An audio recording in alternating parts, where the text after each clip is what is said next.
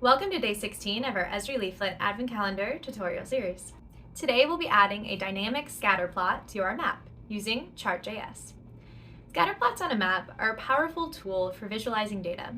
They provide spatial context, enabling you to see how data points are distributed geographically and identify patterns. In our code, we'll be starting with the day 15 code, right after we added the demographics dataset. I'll start by creating a few variables to hold my chart information. Starting first with my initial chart data.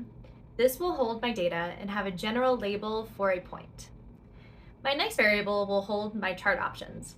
With a scatterplot, there are two scales needed. I'll start with the X scale, give it a title text, and make sure to display it. I'll then do the same thing for my Y scale. Now I'll create a new Chart.js chart. Give it a type of scatter and set its data and options to my previously created variables.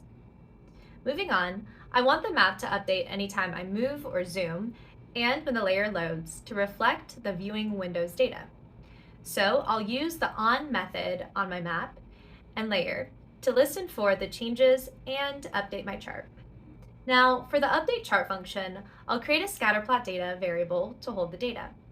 Then on my layer, for each active feature, I will push my median household income and average household size to my scatterplot data array.